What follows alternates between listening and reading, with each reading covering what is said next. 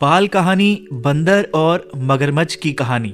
नदी के किनारे एक बड़ा सा जामुन का पेड़ था। उस पेड़ पर एक बंदर रहता था। नीचे नदी में एक मगरमच्छ अपनी बीवी के साथ रहता था। धीरे धीरे मगरमच्छ और बंदर में दोस्ती हो गई। बंदर मगरमच्छ को पेड़ से तोड़कर जामुन खिलाता। एक बार मगरमच्छ अपनी बीवी के लिए जामुन ले गया। जामुन खाने के बाद मगरमच्छ की बीवी ने सोचा, जब जामुन इतने मीठे हैं तो इन जामुनों को रोज खाने वाले बंदर का कलेजा कितना मीठा होगा। उसने मगरमच्छ से कहा, मैं बंदर का कलेजा खाना चाहती हूँ। मगरमच्छ ने बंदर को अपने घर चलने के लिए कहा। बंदर झट से मगर की पीठ पर बैठ गया और बातों बातों में मगर ने बंदर को बताया कि उसकी पत्नी ने बंदर का कलेजा खाने के लिए उसे बुलाया है। इस पर बंदर ने कहा, दोस्त ऐसी बात है तो तुझे पहले ही बताना चाहिए था। हम बंदर अपना कलेजा पेड़ पर ही रखते हैं। अगर तुम्हें मेरा कलेजा खाना है तो मुझे वापस ले जाना पड़ेगा। मैं पेड़ से अपना कलेजा लेकर